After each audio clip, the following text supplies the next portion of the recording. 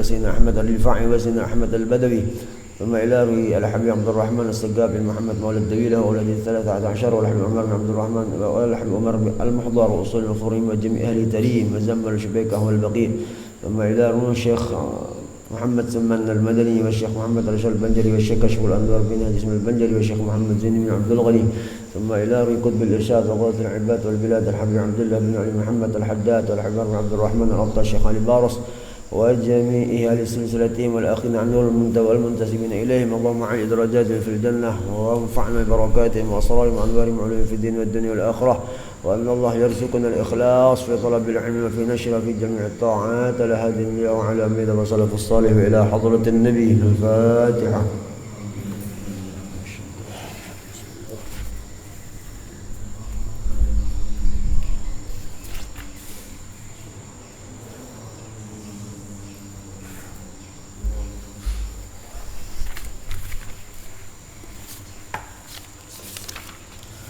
بسم الله الرحمن الرحيم. الحمد لله رب العالمين. اللهم صل على سيدنا محمد وعلى آله وصحبه أجمعين. أما بعد سبحانك لا علم لنا إلا ما علمتنا إنك أنت العليم الحكيم. لا حول ولا قوة إلا بالله العلي العظيم. رب اشرح لي صدري ويسر لي أمري واحلل عقدة من لساني يفقه قولي.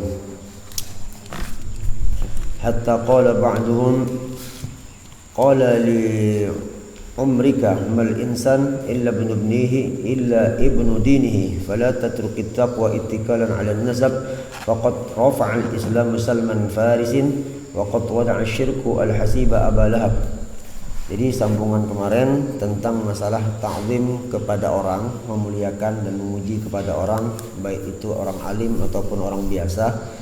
Maka letakkanlah sesuatu pada tempatnya. Khawatir kita kalau memuji orang yang tidak faham ilmu agama, dia tambah rusak, maka janganlah dipuji.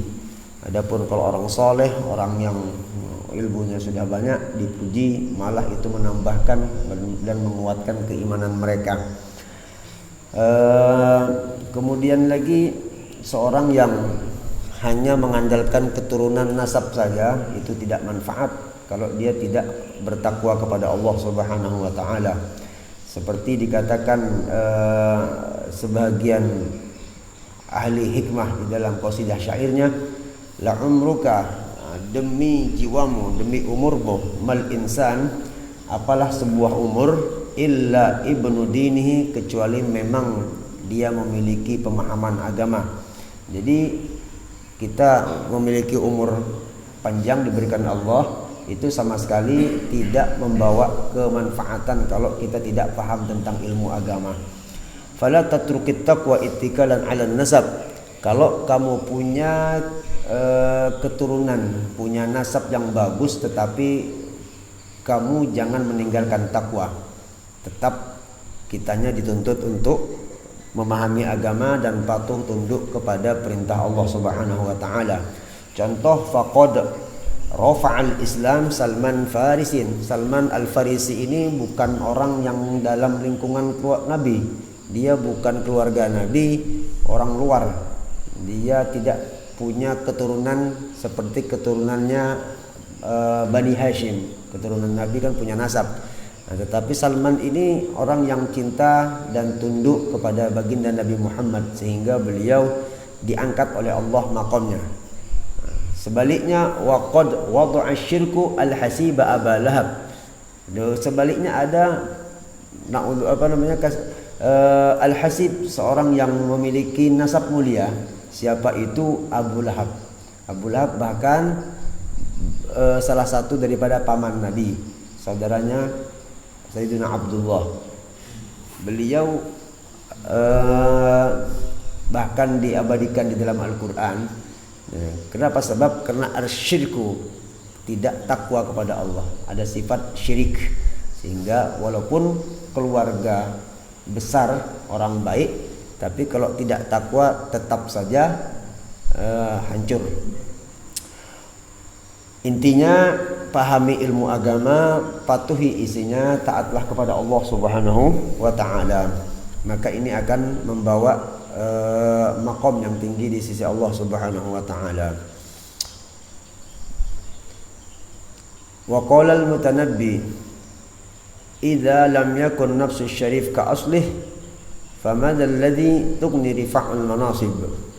Kalau Anda bukan seorang yang mulia seperti leluhur Anda, ka asli seperti datuk nenek engkau, famadha alladhi tughni rifa'ul manasib, apalah artinya makom yang tinggi yang dimiliki oleh leluhur itu. Nah, jadi ini masih tentang kemuliaan tidak bagusnya seseorang yang tidak bertakwa kalau tidak menurut datuk neneknya yang mulia, yang alim-alim. Wa qala akhar wa ma yanfa'ul aslu min Hashimin, bahkan tidak manfaat leluhur daripada Bani Hashim idza kanatin nafsu min bahilatin. Kalau adalah diri itu tidak seperti bahilah, itu asal maknanya janda, dia bukan orang yang ori, artinya putus sudah, tidak seperti leluhurnya. Kalau dirinya tidak seperti datuk neneknya sama. Nah, kemarin kita membicarakan tentang ahlul bait Nabi, keturunan Nabi, para habaib dan para syarifah. Wal kalamu fi auladis salihin. Adapun kalau kita bicara tentang anak cucunya orang soleh, anaknya kiai, anaknya ulama besar, itu mithlul kalam fi ahli baitin Nabi, sama saja pembicaraannya dengan keturunan Nabi. Tapi bimakna anna man kana ala mithli hali salafih fahuwa salih mithlahum. Kalau dia menurut datuknya, orang tuanya, kakek neneknya sebagai orang soleh yang alim, maka dia juga jadi orang alim. Apa itu? Yu'azzam wa yubarrak bihi, muliakan mereka dan ambil barokah kehidupan mereka. Kalau memang mereka yang alim. Kalau di Jawa itu kan bubuan gus-gus itu. Gus itu kan anaknya ya kiai-kiai. Tapi syaratnya mereka juga alim. Wa man kana 'alal jahli wal ghaflah fayambaghi an yunsaha wa yurshada ila shawab. Kalau anaknya kiai bodoh juga, tidak belajar juga, tidak paham ilmu agama juga, patutlah bagi orang yang paham untuk memberikan nasihat, untuk memberikan petunjuk kepada jalan yang benar. Wa yuhtaram syai'an minal ihtaram, bahkan tidak dibolehkan sama sekali hormat li ajli salafis salihin, karena memang karena sebab mereka keturunan orang baik. Wa kaifa la, kenapa tidak? Wa qad qala Allah Ta'ala ma qala fi sya'nil gulamain. Sungguh Allah Subhanahu wa taala berfirman yang diceritakan Allah Ta'ala tentang keadaan dua orang dan satu tembok di dalam Al-Qur'an surah Al-Kahfi. Wa kana tahtahu kanzul lahumā wa kana abuhumā ṣāliḥan. Maknanya waqad balagna, sungguh sampai kepada kami, kata Imamul Haddad tafsir ayat ini,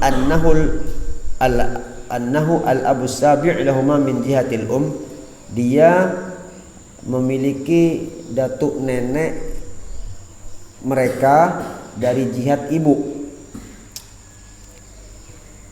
yang alim. Fahufidha bihi fi amrid dunya fadlan anil akhirah, maka urusan dunianya dipeliharakan Allah, sementara bagaimana lagi dengan urusan akhirat.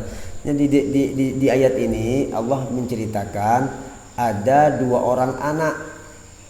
Dia ini dikasih kabar bahwa di bawah rumahnya, tahu di bawah rumahnya itu ada harta karun. Harta karun milik nenek mereka juga, milik datuk nenek mereka. Nenek yang mana? Nenek kakek dari jihad ibu. Si dua orang anak ini, cerita surah Al-Kahfi, punya ibu, punya ayah sampai 7 turunan. Jauhnya itu sampai 7. Yang dua anak ini keturunan ke-7 dari jihad ibu, bukan dari jihad bapak. Tapi berkat kesolehan orang tua yang ke-7 tadi, berkat doa mereka untuk keturunan mereka, kemakmuran hidup mereka, dan itu pun dikabulkan oleh Allah. Anaknya tidak alim, anaknya tidak sugih, cucunya tidak sugih, buyutnya tidak sugih, turunannya tidak sugih, yang ke-7 sekalinya kabul doanya orang tua tadi di keturunan yang ketujuh. Ayo, bagaimana ini asar atau efek daripada doa seorang tua terhadap keturunan. Makanya Allahumma barik lana wa aslih fi dzurriyyatina wala tadur lahum. Ya Allah, perbaikilah turunan kami, jangan engkau mudaratkan. Keturunan itu kan panjang tuh, umum, bukan hanya anak, cucu juga didoakan. Kita yang punya anak jangan putus asa. Anakku sudah aja ku sekolahkan, masuk pondok keluar lagi, masuk pondok keluar lagi, antar keluar lagi. Nah, akhirnya keluar jadi pedagang, alhamdulillah masih. Akhirnya tidak jadi apa-apa. Jangan putus asa, tetap berdoa buat anak yang baik. Sekalinya cucu kayak itu jua, tidak jadi apa-apa. Nah, tapi Allah tetap kabulkan doa kapan di keturunan yang ketujuh jauhnya. Nah, itu tadi balagana annahu al-abu sabi', bapak yang ketujuh. Ini kata ahli tafsir mengenai ayat ini baru doa orang tua untuk kemakmuran anak urusan dunia. Ya Allah, sugihkan keturunanku. Tidak sugih anaknya, tapi yang ketujuh sugihnya. Itu pun juga tetap dipeliharakan oleh Allah. Fahufidha bihi fi amrid dunya. Mereka berdua ini Allah Ta'ala pelihara berkat doa orang tua yang tadi. Baru urusan dunia. Fadlan anil akhirah. Bagaimana kalau orang tuanya meminta kebaikan anak turunannya buat kebaikan negeri akhirat tadi. Dunia aja dipelihara Allah, apalagi urusan akhirah. Ini poinnya bagi kita, tetap berdoa untuk kebaikan kita dan kaum muslimin, buat kita dan anak turunan kita. Itu doanya abahnya Sayyid Alwi, Sayyid Muhammad bin Alwi. Allahumma aslih lana wa barik lana fi dzurriyyatina wa la tadurruhum warzuqna birrahum wahdihim ila sabilir rasyad. Kalau bisa dihafal kalimatnya ya. Allahumma aslih lana, ya Allah perbaiki kami, wa barik lana, berikan barakah kepada kami. Allahumma aslih lana wa barik lana fi dzurriyyatina, pada keturunan kami, wala tadur lahum, dan jangan engkau mudaratkan keturunan kami. Warzuqna birrahum, berikanlah kami rezeki berupa anak yang taat kepada orang tua. Wahdihim, berikan mereka hidayah anak keturunan kami ini ila sabilir rasyad, sesuai dengan jalan petunjuk yang benar. Itu doa dari Al-Habib Alwi, bapaknya dari Sayyid Muhammad Al-Maliki, buat keturunan, dan insyaallah mudah-mudahan dapat keturunan yang baik ya. Fa'lam wafham wada' kulla syai'in fi mawdi'ih. Maka dengan keterangan yang tadi malam sampai pagi ini, pahamilah, ketahuilah, letakkanlah sesuatu pada tempatnya. Itu kuncinya. Pujian dan pengagungan kita itu pun juga ada tempatnya. Kemudian wa atida kulli haqqin haqqah, maka tunaikanlah setiap orang yang memiliki hak akan haknya. Wasta'in billah tas'ad, minta tolonglah engkau kepada Allah dan Allah akan menolong engkau. Wa tursyad, dan Allah akan memberi petunjuk. Wal amru kullu lillah, semua perkara ini hanya milik Allah. Al-faslus sadis ishrun, bagian ke-26. Idza arada al-insan an ya'rifa nafsahu min haitsu dinuhu huwa fi taraqqin wa irtifa'in am huwa fi nuzulin wa inhitatin. Ini bagian yang ke-26. Kita masuk bagian yang lain. Kalau kita ingin mengetahui kita ini di posisi sedang naik atau sedang turun di dalam segi agama. Ahwa fi taraqqin, lagi naik, wartifa sama, am huwa fi nuzul, turun, wan hitat, sedang merosot. Falyanzur fi ahwalihi wa a'malihi, maka pandanglah bagi kita masing-masing, koreksi diri kita, muhasabah diri kita tentang amal kita. Allati qad kanat amaluha fi syahrin madha, bulan lalu aku beramal ini apa saja yang bisa kulakukan, apa saja ibadah yang bisa aku berbuat bulan lalu, bulan kemarin.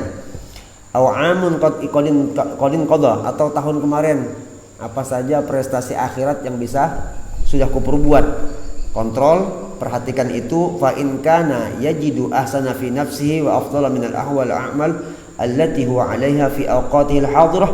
Kalau engkau menemukan lebih baik pada dirimu dan lebih afdal pada keadaanmu amal-amal yang engkau lakukan saat ini, wa sa'atiz zarohinah, dan seperti yang ada, falyalam annahu fi nuzulin wa hubud. Kalau tahun kemarin, kalau bulan kemarin sama saja dengan bulan ini, dengan tahun ini, itu dianggap kita sedang penurunan. Falyalam annahu fi nuzulin wa hubutin, bukan sama tapi turun itu.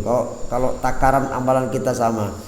Tahun kemarin setiap hari aku mampunya cuman sholat sunnah rawatib, tidak nambah sholat duha, tidak nambah sholatul isyraq, tidak nambah sholat witir, tidak bangun malam. Tahun ini pun sama, berarti itu posisi kita bukan naik, bukan stabil, tapi turun, kata Imamul Haddad. Di segi keimanan kita malah dianggap turun. Enggak, fa in kana yajidu ahsana. Kalau tahun kemarin lebih bagus daripada tahun ini, kalau tahun kemarin lebih bagus, tahun ini tidak seperti itu, berarti kita turun. Secara logika masuk ya, secara manusia masuk. RCU kita masuk aja. Kalau memang tahun kemarin beda. Bulan puasa kemarin aku banyak nyumbang orang. Bulan puasa kemarin aku hadir setiap pengajian. Bulan puasa kemarin aku menghatamkan Quran 2 kali. Tahun ini kenapa cuma 1 kali? Berarti ini hubut. Berarti ini turun, nuzul namanya. Imannya sedang turun. Akal aja masuk. Wa in kana yara ahwalahu a'malahu allati huwa fi waqtin hadir khairan wa ahsan min ahwali wa a'malihi as-sabiqah falyalam annahu fi taraqqin wa su'udin. Kalau memang bulan ini, tahun ini Ramadan daripada tahun kemarin, tahun ini lebih bagus, maka jelas lebih bagus. Dia sedang naik. Wa qad warada fil khabar, ada satu riwayat Nabi, man kana yaumuhu mithla amsihi fahuwa maqbun. Orang yang amalnya sama dengan hari kemarin, kata Nabi, man kana yaumuhu mithla yaumi amsihi misla amsihi fahuwa maqbul, maka dia dianggap tertipu, rugi, lemah akal. Kalau kita sama posisinya, tadi kita lebih baik atau lebih kurang. Nah sekarang posisi kita sama, itu sudah dianggap tertipu. Sama saja sudah dianggap tertipu, makbul. Dianggap otak kita kurang sempurna, lemah. Kalau standar amal ini untuk mengukur kehidupan akhirat kita seperti itu. Wa man kana yaumuhu syarran, kalau hari ini lebih buruk dari kemarin, min amsihi fahuwa mal'un, bahkan kita dianggap orang yang terlaknat kalau kita lebih buruk dari kemarin. Ba'idun 'anir rahmah al-khassah, maksud laknat itu kita jauh dari rahmat. Jelas laknat juga namanya. Rahmat itu kan kebaikan Allah, kemurahan Allah. Kalau jauh daripada kemurahan Allah berarti yang parah murkanya. Orang yang dapat murka berarti dapat na'udzubillah. Jadi kalau merosot ini tanda orang mal'un, jauh dari rahmat. Dulu aktif ke majelis tahun kemarin. Nah tahun ini kenapa jauh malasnya? Aktif sholat berjamaah. Nah, tahun ini turun. Ini sudah mulai menjauh dari rahmat Allah namanya. Itu ukuran amal kita. Kita seorang yang melihat. Dulu dengan orang tua tiap hari silaturahmi, cium tangan. Kadang-kadang ada rezeki diantari, dibawakan oleh-oleh. Tahun ini banyak perainya, bahkan hampir tidak ada sama sekali. Nah, itu namanya mal'un. Orang sudah mulai jauh dari rahmat Allah. Itu aja, simpel aja penjelasannya. Kemudian waman lam yakun fi ziyadatin fahuwa nuqsan. Kalau memang tidak tambah berarti kurang. Wa bayanu ma qulnahu ala ma'na min at-tafsil, keterangannya secara terperinci, annaka idza tafakkarta,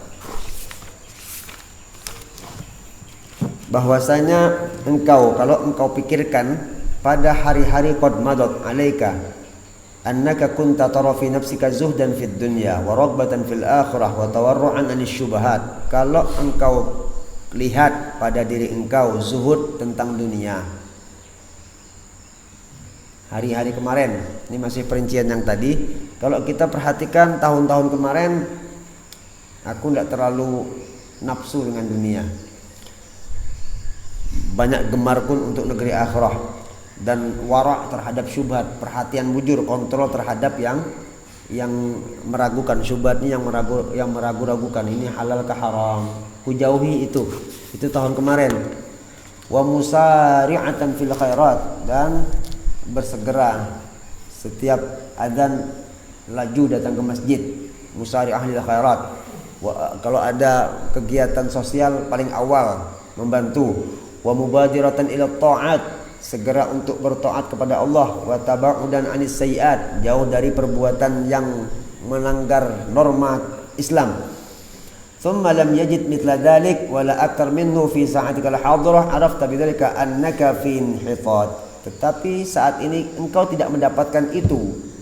Tahun ini engkau tidak menemukan yang engkau kerjakan pada tahun kemarin. Arafta bidzalika annaka fi inhitat, maka engkau faham bahwa dirimu sedang merosot keimanannya. Wa nuzulin, dan sedang turun, minhin aitu dinika, daripada segi agama. Wa iqbalu ala rabbik, dan fokus engkau kepada Tuhan. Wa sa'yuka li akhiratika, perjalanan menuju negeri akhirah. Fatashfaku wa takhafu wa ta'khudhu fil jiddi wal ijtihad. Maka solusinya ketika kita memahami diri kita sudah dianggap kurang, bahkan jauh merosot dari tahun kemarin, kata Imamul Haddad, fatashfaq wa takhafu, kasihani diri kita, timbulkan rasa takut di dalam diri kita. Ini ada apanya?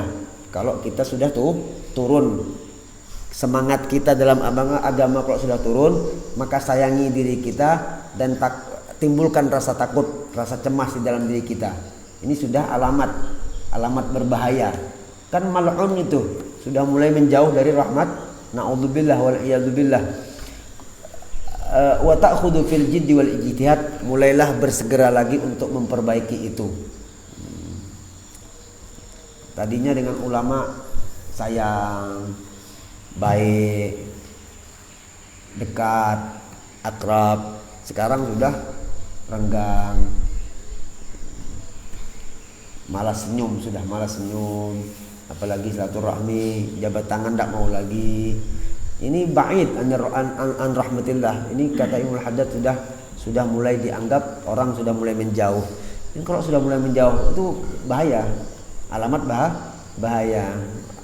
Ini jalan tor polos, kalau sudah mulai mepet-mepet itu kan alamat masuk ke jurang, Kalau masih di pinggir aja aman-aman aja. Kalau yang terus-terusan turun bisa down. Na'udzubillah, matinya bisa su'ul khotimah. Dicabut iman, dijabut ruh tanpa iman.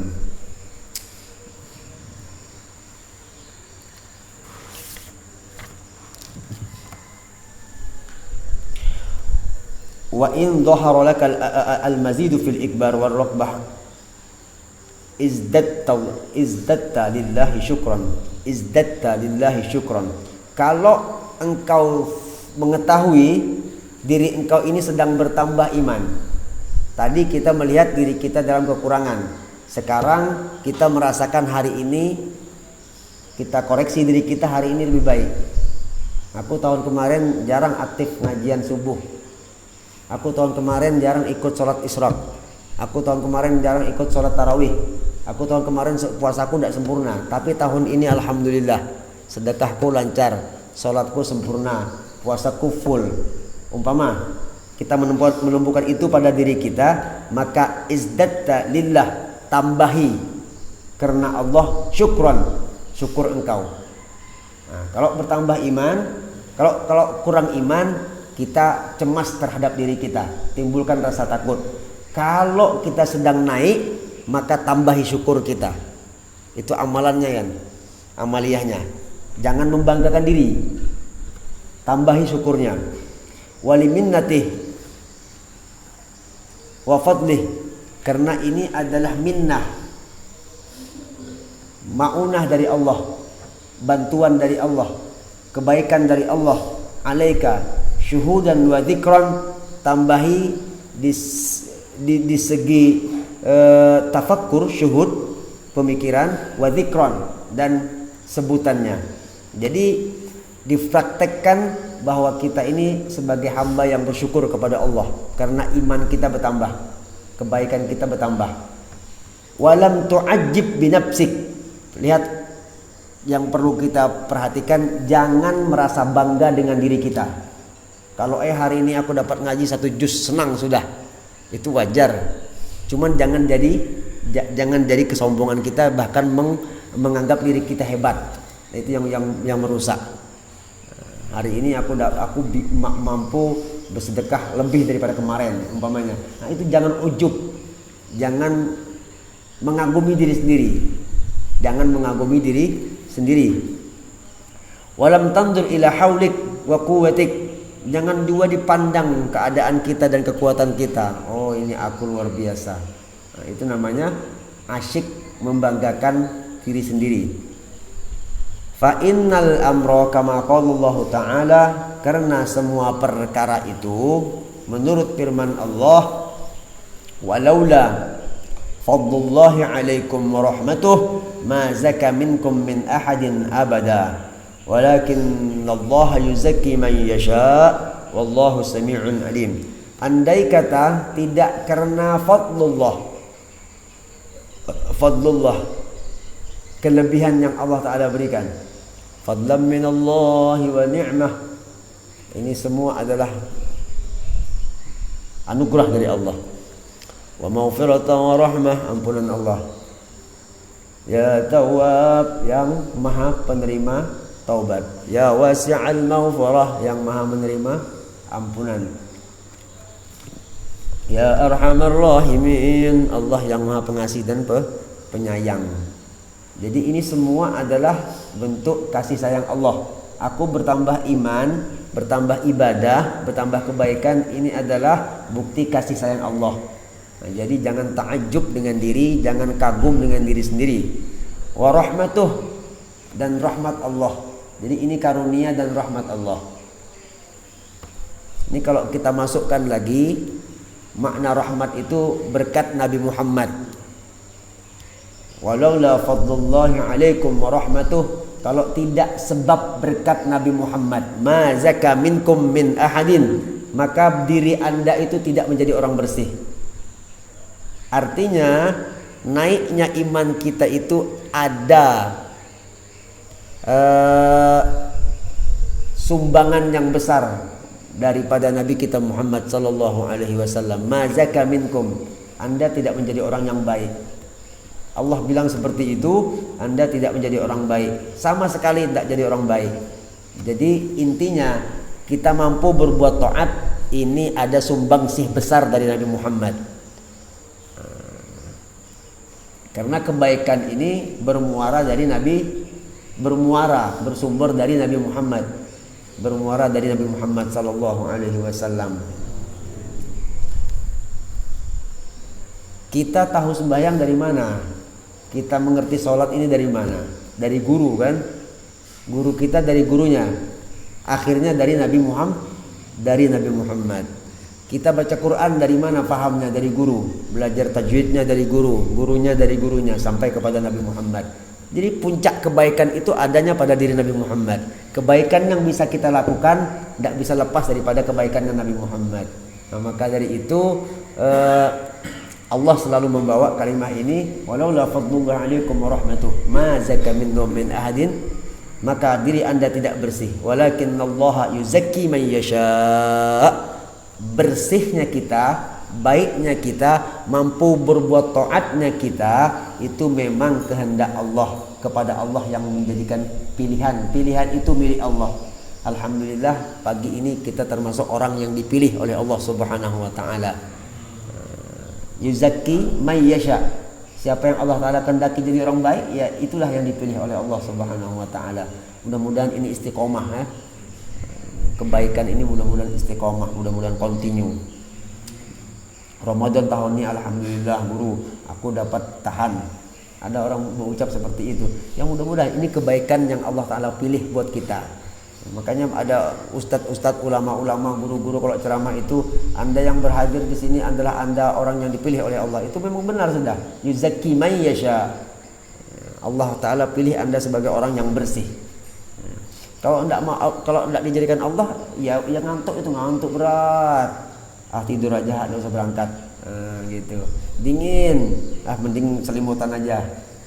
Contoh, gitu. Mending selimutan aja di rumah. Berat. Jangan kita yang jauh-jauh, saya yang pinggir rumahnya aja minta ampun beratnya. Ini ujian gitu kan. Maka ini bulan Ramadan. Maka ini antara subuh dan isyraq. Maka ini belajaran. Jadi 3 poin besar ini nilainya kanzun min kunuz, daripada tabungan-tabungan yang luar biasa yang Allah Ta'ala berikan. Satu saja diantaranya udah mantap sebenarnya sudah. Apalagi sampai 3-3-nya. Jadi hari ini kita menggabungkan ketiganya itu. Setiap hari itu menggabung ketiganya. Poin ini bukan amal biasa, ini besar, nilainya besar sekali. Sangat-sangat besar sekali. Menghidupkan Ramadan. Kemudian apalagi menghidupkan antara subuh dan isyraq, waktu-waktu yang mahal semua ini.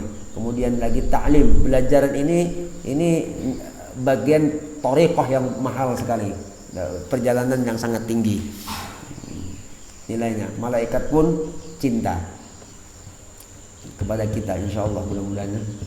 Wallahu sami'un alim. Jadi walaula fadlullah alaikum wa rahmatuh ma zaka minkum min ahadin abada walakin Allah yuzakki man yasha wallahu sami'un alim. Ini ayat mengingatkan kita supaya ingat Nabi Muhammad. Ini ayat mengingatkan kita supaya jangan jadi orang sombong. Ini ayat mengingatkan kita supaya amal ibadah yang kita lakukan itu jangan jadi kebanggaan kita. Itu. Kenapa? Sebab ini semua adalah fadlullah wa rahmatuh, kelebihan yang Allah Ta'ala berikan dan berkat Rasul Sallallahu Alaihi Wasallam. Makanya salawat jalan terus, salawat jalan terus. Kenapa? Mengompa ruh kita tadi, mengompa batin kita melalui mulut kita. Mudah-mudahan ibadahnya nambah. Karena salawat ini magnet besi berani yang besar, volumenya yang tinggi sekali. Itu menarik kita kuat tambah ibadah.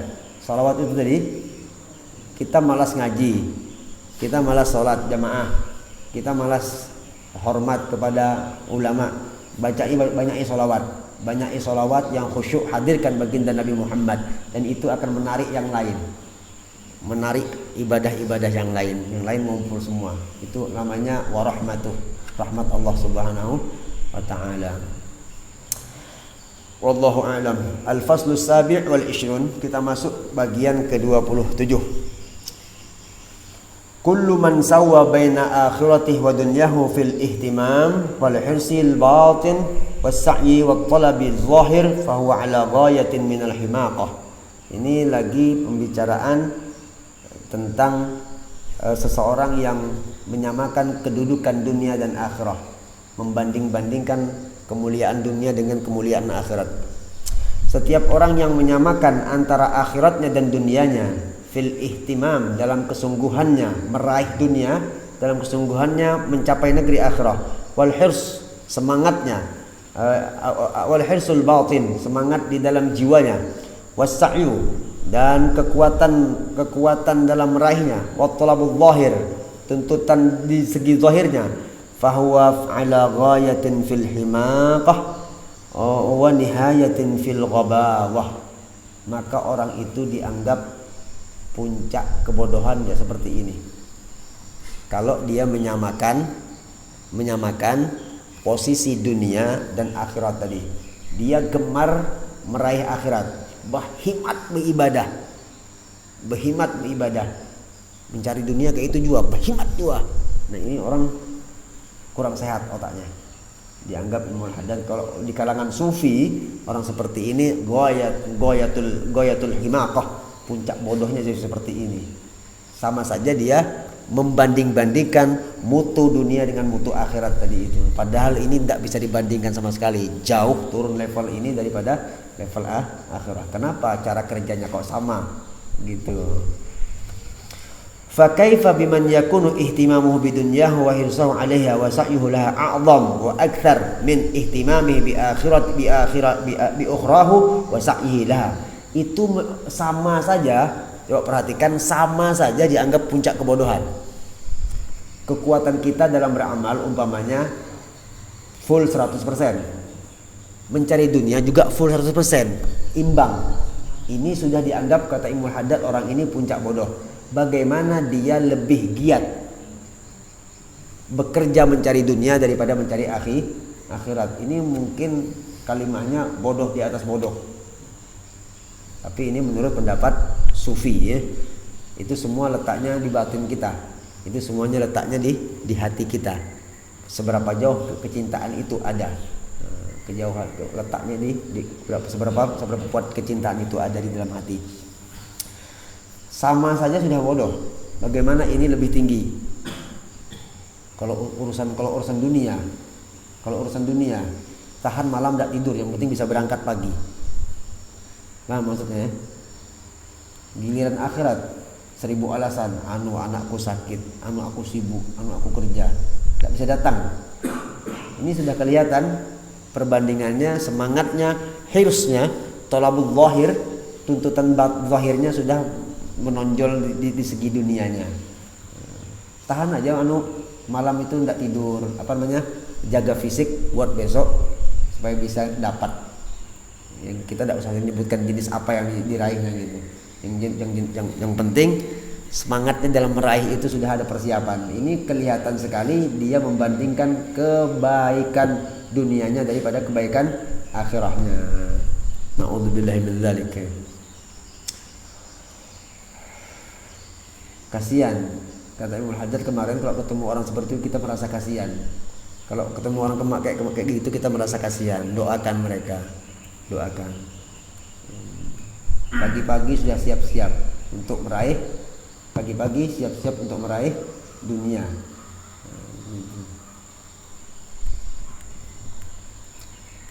Sementara urusan akhirat, coba gini aja, bandingkan dalam satu minggu. Kalau kita setiap satu hari terlalu sempit perbandingannya. Kita dalam satu minggu ini seberapa jauh ibadah kita, seberapa banyak semangat kita dalam mengejar akhirah. Kemudian mengejar dunianya seberapa jauh juga. Hitung secara satu per jamnya aja, berapa jam semangat kita tadi itu.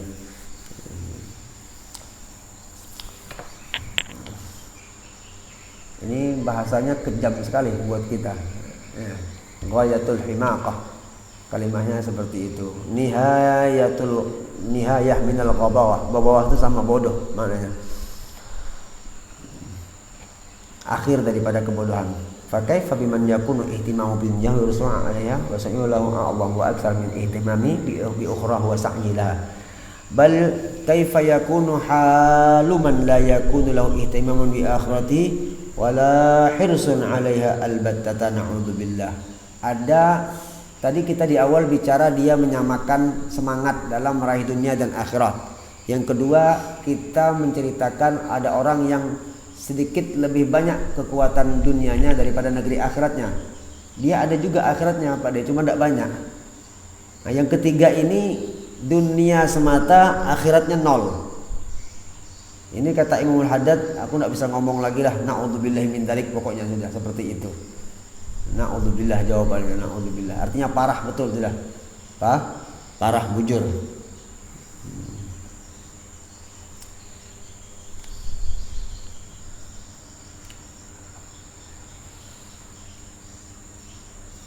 Wa nas'alullah al-afiyah min jami'il baliyat. Kita memohon keselamatan kepada Allah daripada berbagai macam baliyat, bala wal mahalik, dan kebinasaan lana untuk kita dan untuk orang yang kita cintai dan untuk kaum muslimin. Jadi semangat itu menunjukkan kecintaan. Kenapa dia mengejar itu berhimat? semangat kuat karena dia paham. Karena paham maknanya. Paham maknanya. Orang dikasih 100.000 disayangi. Kenapa? Karena tahu isi 100.000 itu. Karena tahu makna 100.000 itu. Takut dia kehilangan. Kadang-kadang tercecer dicari lagi. Kenapa? Karena manfaatnya ada di situ. Demikianlah kita untuk akhirat, pahamilah secara terperinci supaya kita memperhatikan bujur-bujur, jangan sampai ketinggalan. Karena waktu kita ini, kata Imam Al-Haddad, adalah umur kita. Waktu ini adalah umur kita. Lewat 1 jam tidak berisi, tidak ada isinya dalam urusan akhirat, berarti umur kita 1 jam hilang daripada urusan akhirat. 1 hari tidak ada sama sekali kegiatan akhirat kita. Tidak sembahyang, naudzubillah, bahkan tidak buka Al-Quran sama sekali. Berarti begitulah isi umur kita. Wa innama sara alladhi sawwa bainal akhirah wad dunya fil hirsi was sa'i adh-dhahir ala mithli ma dzakarna min al-himakah wal ghabawah li taswiyatihi baina ma huwa khairun wa abqa. Jadilah seseorang yang menyamakan antara urusan akhirat dan dunia pada segi semangatnya, pada segi kekuatannya. Seperti yang telah kita sebutkan, dia termasuk kelompok orang yang bodoh, litaswiyatihi, karena dia menyamakan baina ma huwa khairun wa abqa wa asfa wa as'a wa ausa' wa baina ma huwa daniyun zailun kadirun munaqqisun dayyiqun. Dia menyamakan antara ini. Al-Habib Abdullah Al-Haddad menggambarkan dunia itu khairun, bagus, abqa, kekal, asfa, bersih, ausa, luas. Disamakannya dengan sifat dunia, daniyun, pendek, adena, kecil. Dunia ini sempit, zail, mudah rapuh. Kalau cat itu mudah luntur, itu sifat dunia. Kalau akhirat kan kekal. Kemudian kadirun, kotor, gampang lepas, kotor. Munaqqisun, capek isinya dunia ini. Munaqqis. Dayyiqun, sangat sempit sekali. Nah, itu disamakannya dengan yang bagus. Akhirat kan sifatnya kan bagus tuh, abqa, utuh. Kemudian asfa, bersih, ausa, luas akhirat itu. Nah, dibandingkannya dengan urusan dunia yang sempit tadi.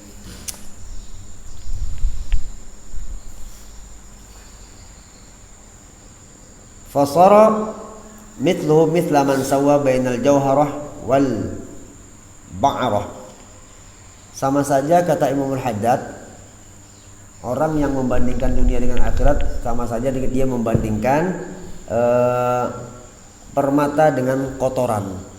Kalau gampang dipaham lagi, kotoran itu kotoran binatang lah, kotoran sapi gitu. Itu bentuk dunia. Wujud dunia seperti itu. Ini bahasa tasawuf ya. Seperti itu, wujud dunia seperti itu. Kalau urusan akhirat itu seperti permata mahalnya. Tapi kita ini bertentang, yang kita lawan ini nafsu sebenarnya. Nafsu, syahwat kita itu yang kita perangi. Kita ini kadang-kadang sadar, dalam posisi sadar, oh aku ini sedang kotor. Tapi lanjut aja itu masih. Karena yang kita perang ini jiwa kita tadi, nafsu syahwat kita. Ini yang perlu kita latih, yang perlu kita riyadhah kan itu, yang perlu kita pupuk, kita dobrak itu tadi, jiwa tadi.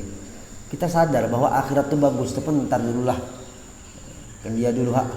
Nah, itu. Empai aja barangkali. Nah, itu kerepotan gitu. Posisi sah. Kalau orang enggak paham, enggak sadar, itu bisa kita kasih nasihat. Kalau sadar, mungkin tahu repot urusannya. Tahu aja aku. Dijawab gitu.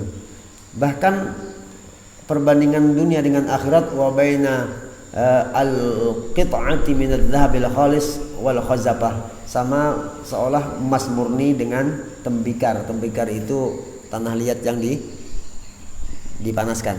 Batu bata itu termasuk tembikar itu. Nah, perbandingan bata dengan emas murni berapa jauh?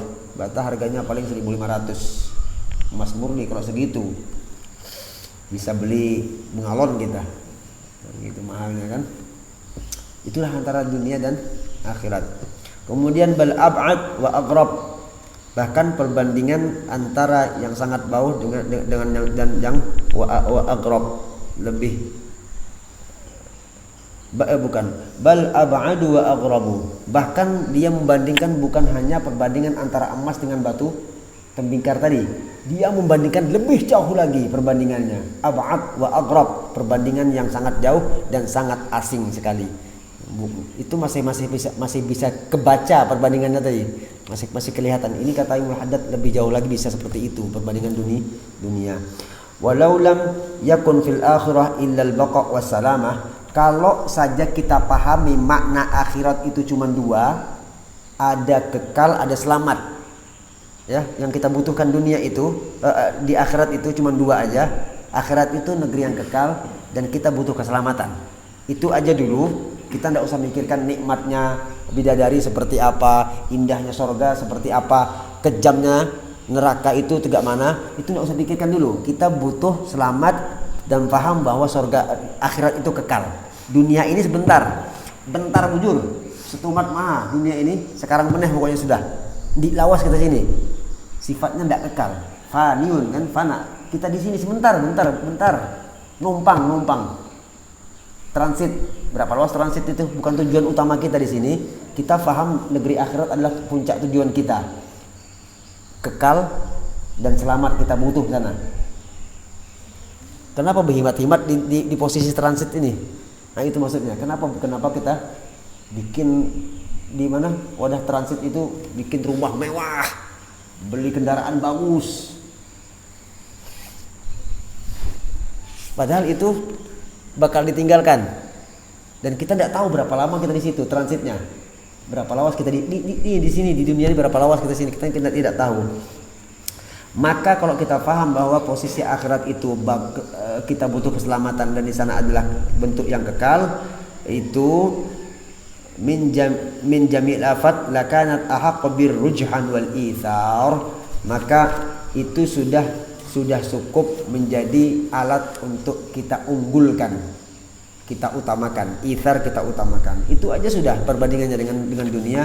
Sudah cukup kita untuk menjadikan alasan kita kenapa kita untuk mengutamakan negeri akhirat daripada negeri dunia. Jangan dua gara-gara belajar subuh bulan puasa ini tidak mau kerja lagi.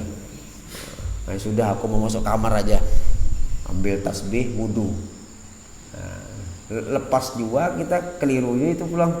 Mana ikhtiarnya, usahanya mana? Sementara ahli sunnah ini ada usaha juga. Nah, tetaplah buka toko, tetaplah masuk kerja, cuman di hati mulai digeser sedikit cinta kita kepada dunia tadi. Porsi kerja kita jangan dikurangi. Bahkan kemarin ingat kita belajar tentang thariqah, ada orang yang menjalani suluknya lewat pekerjaan, ya kan? Menjalani suluknya untuk mencapai makom yang tinggi di sisi Allah lewat pekerjaan. Oh, aku sebagai PNS ini, cuman aktif PNS-nya, masuk jam 8 keluar jam 11. Jangan masuk jam 10 pulang jam 11. Gaji tetap diambil. Sisa pekerjaannya itu kemana? Itu kan hak orang banyak itu. Keliru, tidak jadi thariqah itu jadinya. Jadi qabihat, malah jadi perusak gitu. Apapun profesi kita, tanamkan cinta kita untuk akhirat. Nah, itu jadi thariqah jadinya. Jadi jalan kita untuk mencapai negeri akhirat. Kama qala ba'du salafis salih,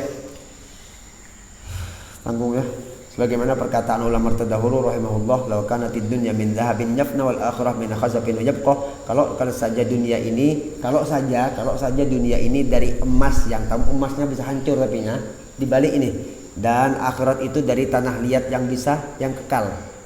Tanah liat kekal, emas bisa hancur. Umpama ini dunia bentuknya emas masih bisa hancur, kan dunia ini pasti hancur nih. Bahannya emas, akhirat itu bahannya tanah liat, cuman kekal. Otak kita pilih mana ini? Gitu loh maksudnya. Kalau kita pikir pilih yang mana? La kana jambagi lana an nu'athira, maka bagi kita yang pantas harus kita lakukan pilih yang kekal dong, walaupun bahannya tanah. Ala dhahabin yafna, atas emas yang bisa hancur. Pakai wal amru alal aksi, bagaimana kalau memang kenyataan faktanya dunia ini kembali, faktanya dunia ini sebagai tanah liat yang bakal hancur. Adapun negeri akhirat emas murni yang kekal. Itu asli posisinya seperti itu. Kalau dibaliknya tanah aja, tapi kekal, masih pilih akhirat kita karena kekalnya itu. Sementara negeri akhirat itu ada abqa, negeri yang kekal.